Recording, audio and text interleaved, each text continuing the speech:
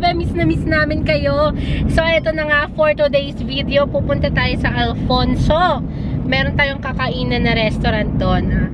Ano nga po uling restaurant yun, Tita Evian? Lime and Basil Restaurant. Yes. Thai restaurant siya. Yes. Okay, thank you so much po sa mga katita Evian namin. Thank you for always supporting. And yes, don't forget to click the bell below dyan sa taas para lagi po kayong updated sa mga bago naming videos, pati sa mga old videos namin. Yes. So, thank you guys for supporting at huwag kayong aalis. Samahan nyo po kami for the entire video. And 3, 2, 1!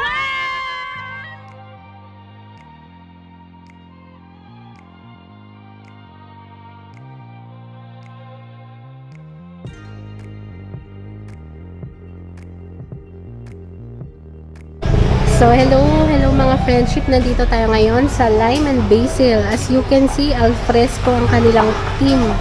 Ang kanilang tema, napakalawak. Ayan. At, good news, pet friendly po. Pwede po yung mga alaga nyo dito.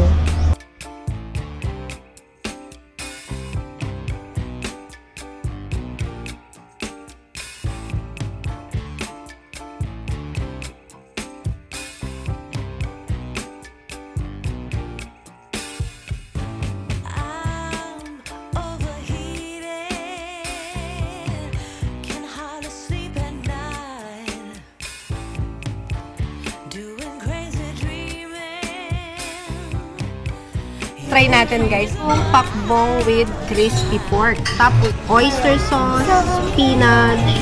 So, try natin. Diba? With garlic.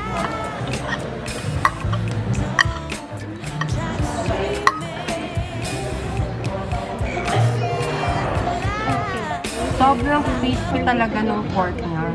Alam mo yung naglalaro yung lasa ng pork dun sa spinach. Ang sarap. Sobrang lambot na ng pork nila. So, tikman natin guys yung Plasm Rod. So, combination siya ng tamarind sauce, crispy shallots, and Thai basil. So, tikman natin. Plasm Rod nila, alam mo yung dinip-fry nila mabuti yung tilapia na may breading. So, sobrang ang crispy lang niya. Tapos, nilagyan nila ng tamarind sauce on top. Kaya, pero may kick din siya ng parang lime. Nag-aagaw yung, parang may touch of asim din yung fried fish, fried tilapia.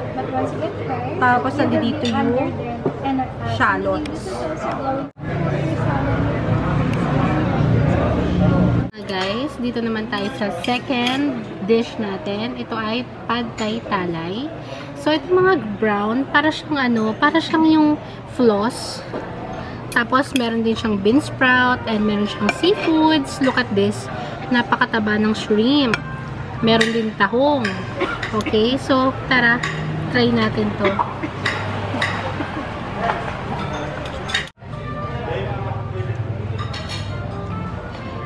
Guys, pag ito yung kinain mo, parang hindi mo na siya magagawang tigilan.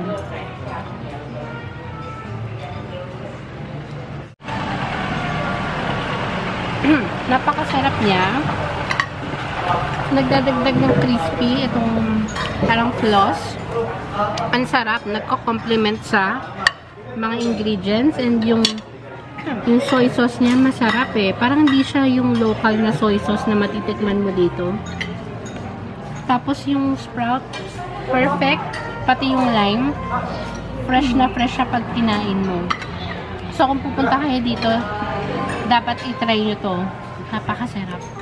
Guys, tikman natin ang kanilang vegetable spring roll. Yung pinaka-sauce na lasang atsara. Tapos, siksik na siksik yung mga gulay sa loob.